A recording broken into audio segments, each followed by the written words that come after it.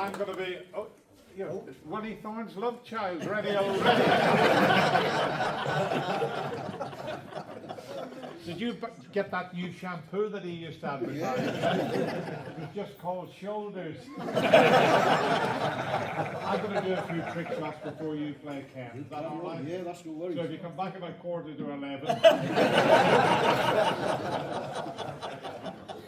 Yeah, just to let you know what's going to happen. I'm going to do a few trick shots to kick everything off, and then Ken's going to play 4 frames, and then we're going to have an interval, and then he'll come back, play another 4 frames. I'll be doing a bit of commentary while he's playing, and then if we've got time, we're not going anywhere. We'll do questions and answers if you want as well. What do you think of the jacket, by the way? Do you like it? Should have a Welsh flag on the other side, though. I know we should do, but we got these for the first time. What they did for the World Championship, we all had a dinner, and all the world champions were there. A bit like the golf, you know, with the green jacket, the Masters golf. So that's and it's a freebie. We didn't have to pay for it. So Ken forgot his tonight, but I've got mine. And of course, they had the dinner last year. Kyle Wilson was the champion, so he picked the menu like they do with the golf. So next year, this year coming, just before 2 days before the Crucible starts, we're going to have the big meal again. And this year, we're going to have a Chinese.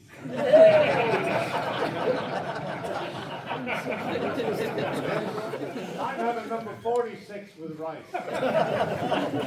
Zhao Jing Tong. What a player he is, by the way, isn't he? Yeah.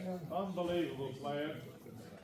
I was out with Ken and Stephen Henry, Steve Davis a couple of months ago in Shanghai, and some of the players coming through nowadays, they're unbelievable.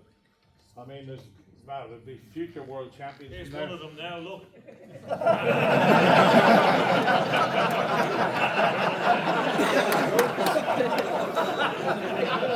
I thought it was Ian Woosnam. Some brilliant players, isn't there, Ken, out there? Yeah. Watch out for them. There's a couple in particular I think are going to be world champions. There's one of them brilliant. He's called Queuing Well. What a player! Got a cousin called Chin on Q. There's one, isn't it? He's lost 10 matches. Lost them all 6-5. Every match he's lost on the last frame. But I think once he wins one, he'll be brilliant. He's called Win Monsoon. You're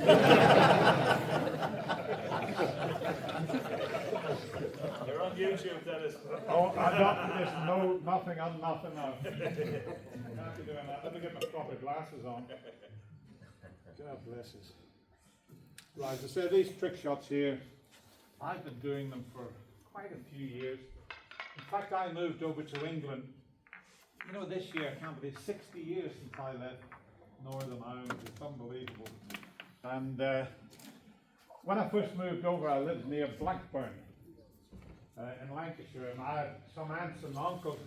Seamus was there, and he taught me a lot about snooker, helped me to turn professional. He could have been a pro as well, but he was more into fishing. He was a fishing. Any fishermen in tonight? No? No, I didn't think so. No. He was a fishing fanatic. Otherwise, he'd have been a pro snooker player. And he used to head off fishing. It didn't matter what the weather was like. He'd go off fishing. And Blackburn was the worst day they'd ever had there. It was 8 degrees below, freezing fog, and it was so bad. He's headed off fishing, and he brought a flask of Jameson whiskey with him. That's how bad it was. And when he got there, he had to cut a hole in the ice.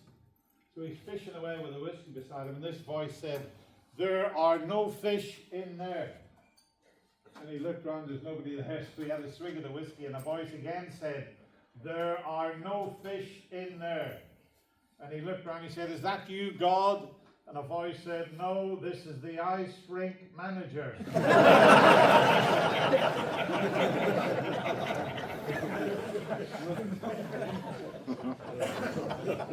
He was a boy, typically Irish, my uncle.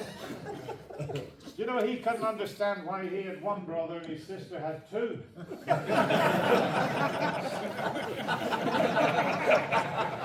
I still haven't worked that one out. I remember a fellow stopping him in Blackburn. He said to my uncle, could you tell me the quickest way to get to Blackburn Rovers? And my uncle said, are you driving or are you walking? This fellow said, I'm driving. And my uncle said, that's the quickest. Unbelievable he was. That was a good one, wasn't it? Him and his best mate and their best friend had passed away, and they're at the coffin there. And his best friend said, oh, I said, sad how he had to go. He said, just because, you know, he couldn't get a blood transfusion, they didn't know what his blood type was.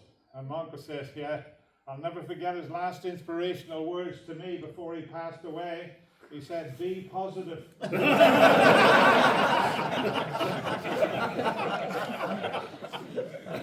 one of my favorites, I like that. Oh, that was the one, that was, yeah. When you hear this is definitely my favorite. He was going off to work in Spain, my uncle, so he went to have some Spanish lessons. And the fella says, when are you going out there? My uncle said, next week. He said, no, your best bet. Just speak slowly when you get there. First day he's arrived in Spain, he's gone in this little bar in Torremolinos, and he went up to the bar, and we fella behind the bar, and my uncle goes, could I have a pint of Guinness, please? The wee fella poured the Guinness. As it was settling, he said to my uncle, would you like anything else? And my uncle said, are you Irish? And the wee fella said, yes.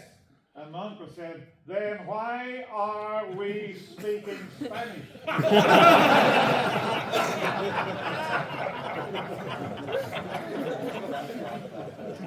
Right.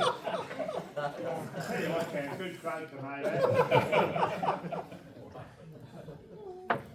Right, during a game you often find yourself in this position here.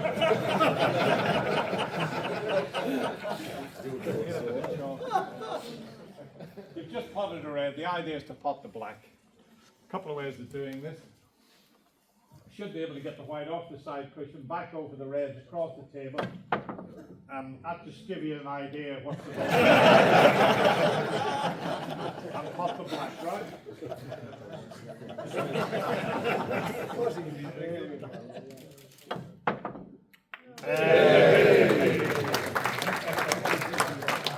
Well, thank you very much. That concludes the Ken, you've got to go. He's very anxious. He's got the cue ready for you. I told him to come back at 11:15. That's what I'll come back. While I've got the reds here, I'm going to try and make use of them. See if we can spin the. That's all right. I only moved one. Got to spin the black around the reds in the other corner pocket. If you raise the butt to the cue, a little bit of right hand side, should be able to. There we go.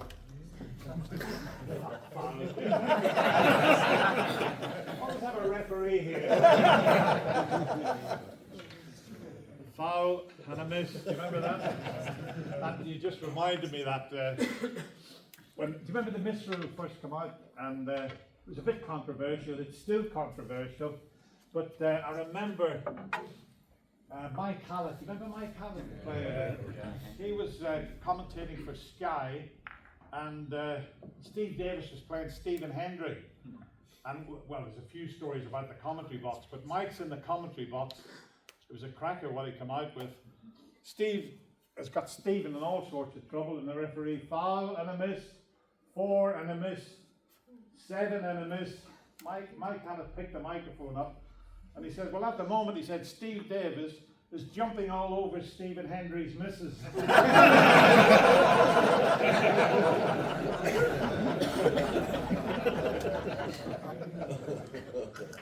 That was pretty good, wasn't it? Not as good as the old voice of snooker. Is anybody old enough to remember Whispering Ted Lowe? Oh, he was brilliant, wasn't he? People thought I started commentating when I retired. I started commentating 45 years ago. Someone had taken ill and they asked me would I do a bit of commentary. So I said I'll have a go, and I couldn't believe it. They put me in the commentary box next to Ted Lowe. Fantastic. I'll learn the trade commentating with Ted. he wasn't a player, he didn't predict the shots, but he always had this wonderful voice. He was there early days of Pop Black, and he's the classic one he came out with. Everybody remembers this. Fred Davis is snookered on the yellow. For those of you watching in black and white, the yellow's a colour directly behind the blue. You'd have to be English to come out with something like that. His classic was dear old Fred Davis was playing, brother of the legendary Joe Davis, 20 years world champion, undefeated. Fred was 10 years world champion. Lovely man, didn't like the rest, a bit like myself. Back in those days, there was only two of us used to switch hands, Fred Davis, myself. I didn't like the rest, he didn't like the rest. So he's got an awkward shot, tried to reach it with his right hand, he's got his leg on the table, he couldn't get there, slipped off the table, switched hands, and Ted Lowe live on the BBC said, well, you know, Fred Davis is 67 years of age now. He's a little bit too old to get his leg over. Instead of just leaving it, carried on and said he prefers to use his left hand.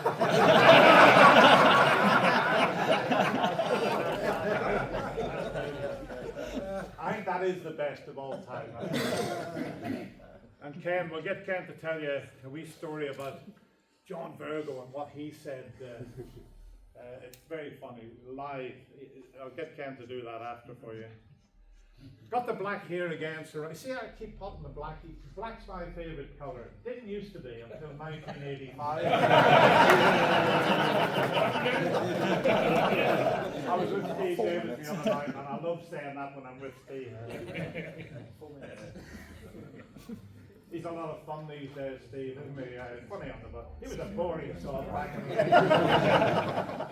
I remember back then he was so boring, he used to take a Valium as a stimulant.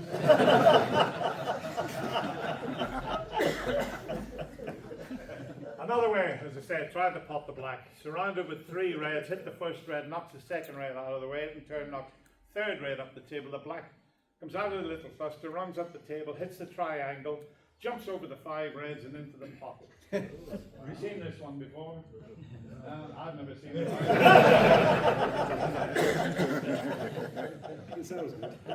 But this table's playing very well, Ken. The table's lovely. Thanks, Darren. The table's great. So they're all working.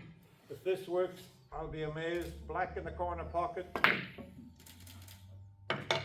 Oh! Well, it's all right. I can get that. I know what was wrong there. No, I've got this. I've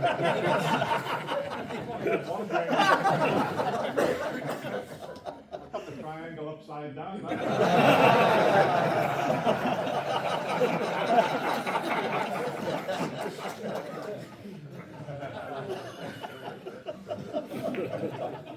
If I don't get it this time, I'll buy you all a drink at the end of it, eh?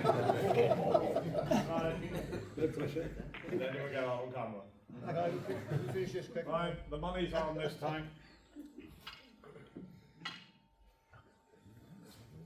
I can get this for you. Yeah, it is.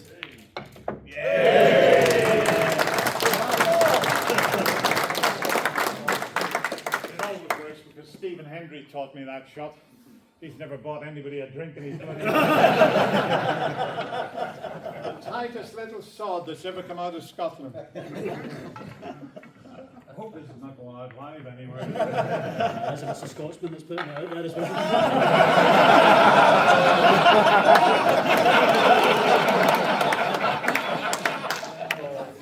You the Scots are the most generous with the charity. We're trying to get a drink out of Stephen. I'll tell you what, he's won £11.5 million in prize money, and most of it at Sheffield. He's never bought anybody in Sheffield a drink yet. And keep this to yourselves. The first year he had Stephen, he played Steve Davis in the final, and he had all the family down. He used to live near Edinburgh at the time, and he said if he beat Steve, he was going to take them out for a slap-up meal. And he beat Steve quite comfortably. So he took them all out in Sheffield. There used to be a little chef near the Crucible Theatre. Brought them all into the little chef and ordered them all bacon, egg and sausages. And his wee brother was only the size of the table, left 2 sausages on the plate. And when Stephen was paying the bill, he said in a loud voice, I said, we'll take those sausages home for the dog. Well, his little brother was jumping up and down shouting, whoopee, we're going to get a dog. Or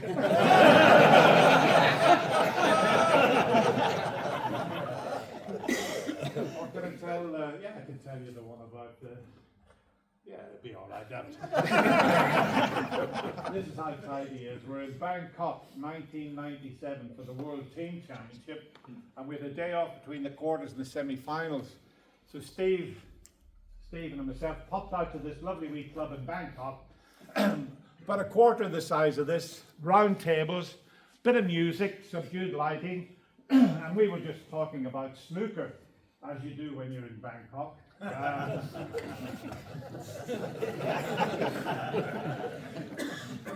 And they're playing the music, and all of a sudden this wee girl came out and jumped on the table and started doing what they do out there. She started dancing to the music and was taking her clothes off. Well, God, if we had known there was a place like that, there's no way we'd have been in there. Anyway, when she took her clothes off, Steve Davis, being the gentleman he is, pulled out £20, stuck it in her right cheek. So I pulled out £20, stuck it in her left cheek. Henry, the tight little sod, pulled out his switch card, swiped it, and took the 40.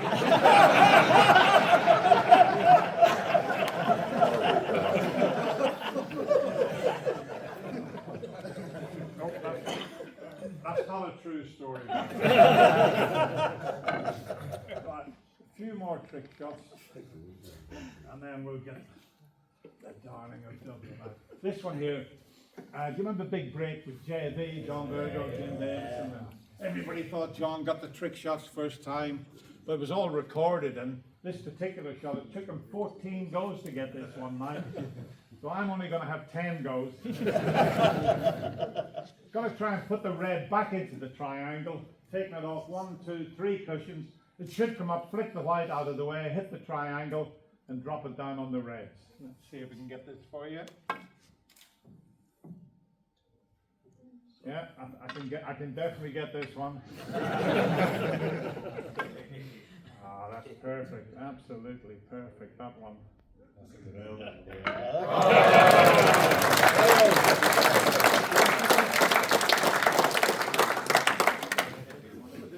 This might work. Try and pop the black without using the tip of the cube.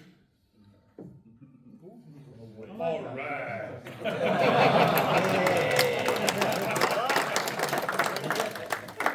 They're all working well now, aren't they? Useful little shot to know this one. You've just plotted a red, the whites come around, you're unlucky, you snookered on the black, just stick plenty of chalk on the tip. If you're quick enough, just a matter of getting down and popping the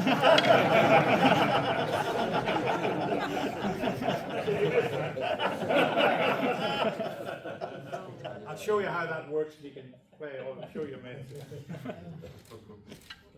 I won't hit it as quick as that. In fact, I'll slow it down and give you an action replay, all right?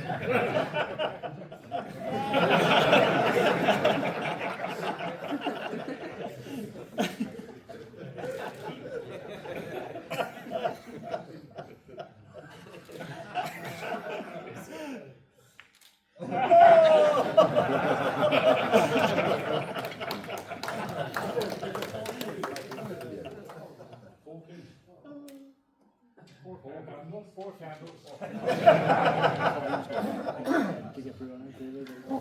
This always reminds me, I used to do shows for Embassy all over the UK, and then it was Embassy Regal up in Scotland. And I'm playing one night, 400 people there near Aberdeen, Inverurie. You know we're in Inverurie, you know Inverurie. So, all going well, a couple of century breaks, trick shots are all working. They've got a great sense of humour, a bit like the Celts, we've all got this great sense of humour. So I get the 3 cues out to do a shot, and the fellow from the back of the crowd said, "Oh, jeez, he's going to have a game of Irish darts." The cheeky bugger. And I tried to remember a gag, and I cocked it up completely. I said, "You just reminded me, my Uncle Seamus holds a world record at darts. He scored 349 with one throw. And I meant to say he threw a hedgehog. But I didn't realise, you know what I said? I said he threw a tortoise. It doesn't work with a tortoise, does it? Right, two more. I'll try this one and then I'll finish off with it. There we go. Oops, I think it worked.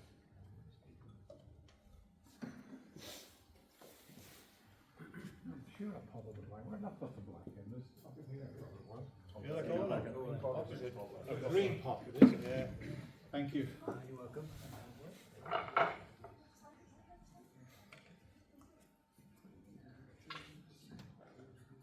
Just two more shots and then we'll get.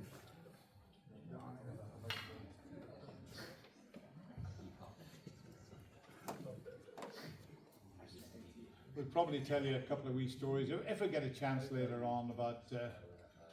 I mean, we'll talk about great characters in the game of snooker, and Alex Higgins has got to be the greatest character ever. Some of the younger ones maybe haven't heard of Alex Higgins. How old are you? Are you? Oh, you're 18. Because you haven't got a clue who we are.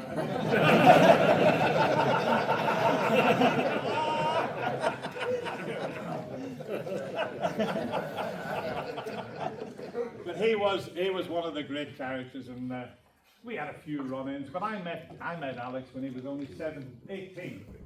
I won the British Junior Billiards Championship, first title I ever won. He won the All Ireland Amateur Snooker Championship, and the club I played at in a little town back in Northern Ireland, they brought me back to do a show, and it was Alex who turned up, and I thought, this fella, you know, he's going to be something very special. And sure enough, he moved over to Blackburn, where I was based, and I practiced with him for about 18 months. He won the World Championship in 1972, and then that inspired me to have a go at being a pro, because I did well against him in practice. But you couldn't go out for a quiet drink with him. Oh, he could drink, he did like a drink. Usually just before he got drunk.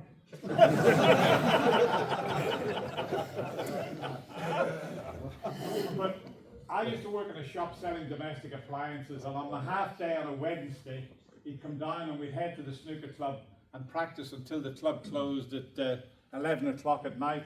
And he came in the club this day with a long, thin box. Never seen one like it. I said, and he used to talk a bit funny, Alex. I said, what have you got in the box, Alex? He said, they're snooker cues. I said, Alex, if I guess how many cues are in the box, will you give me one? He said, if you guess how many cues are in the box, you can have them both.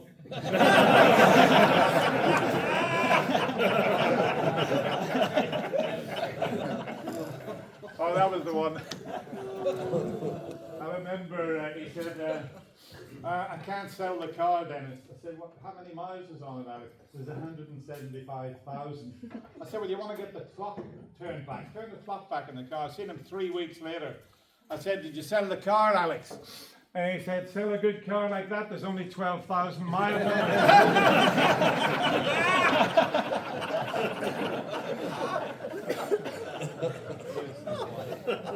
Not his best. Now, they weren't true stories, but as I say, Ken, if we've got time later on, Ken's got a couple of stories about Alex as well. But he came out with, I think, was the best line ever on Question of Sport.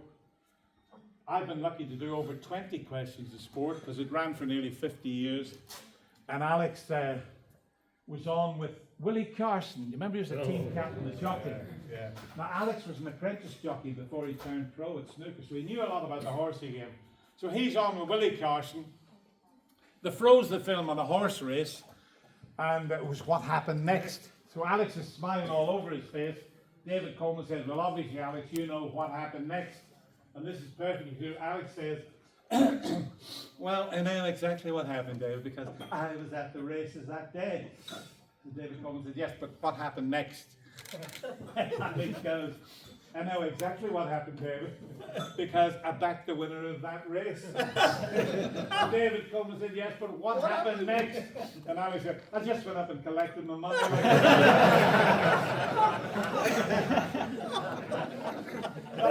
the best lines ever. Right, I'm going to try and pop this black here. That's a bit narrow, isn't it? Round the angles, up the little gap here, around the pocket, down the two cues, and pop the black.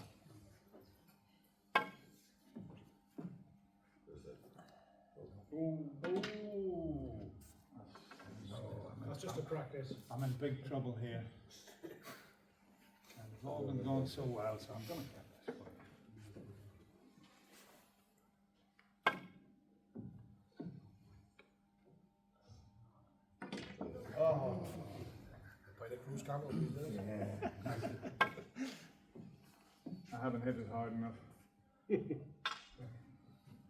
Right, that's all the practice over.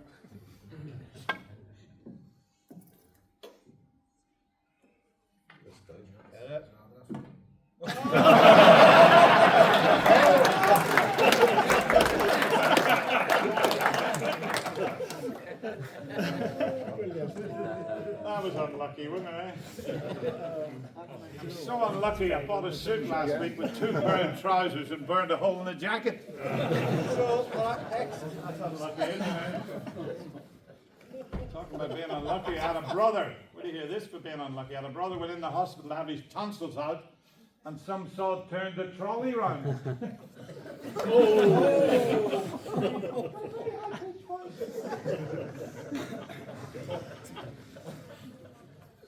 Oh, look at the gaps even narrower, but you never know.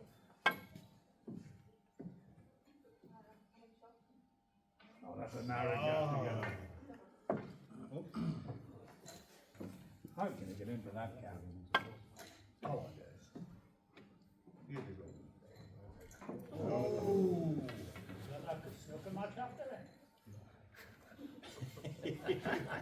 Who was that? Last Friday. What happened next? What didn't happen next?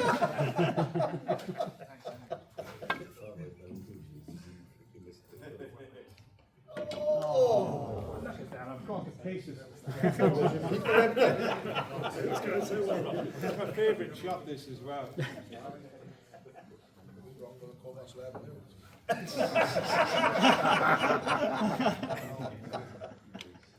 Obviously, there's no drinks on this shot. That's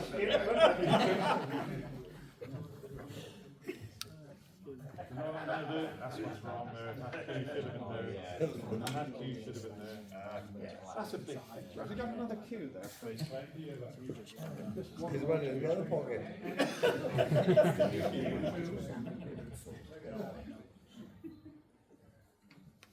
That's the one. You're bloody useless. You Took him in the bit.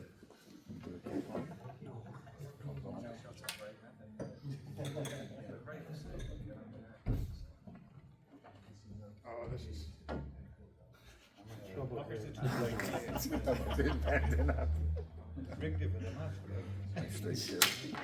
I don't like that bloody trick shot anyway.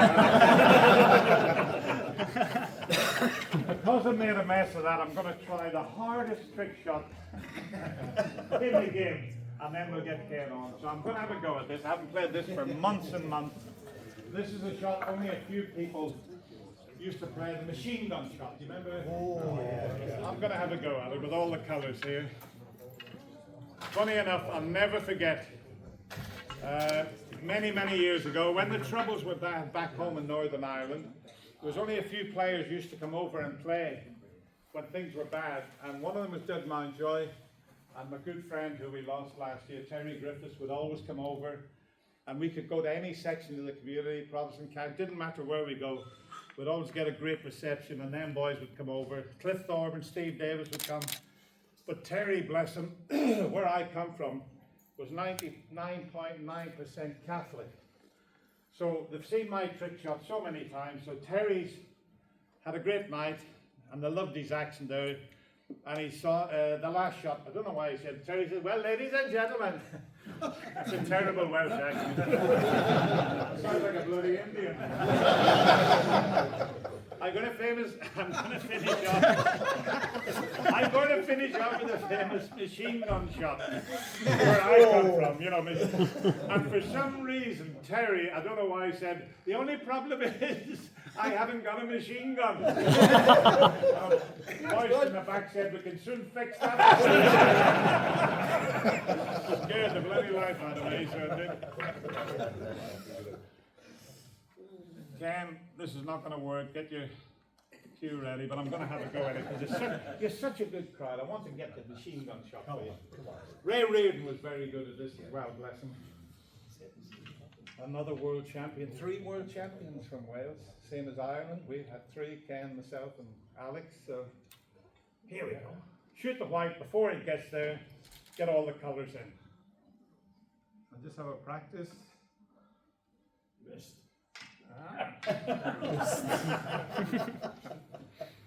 Same speed, only try and get the colours in this time. Oh, I'd love to get this.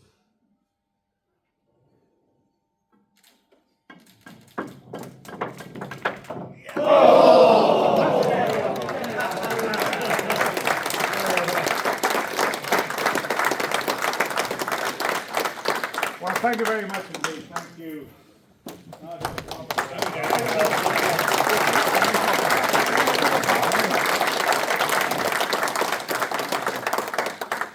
Right, now Ken, you've got some brilliant opposition here, and he's been waiting,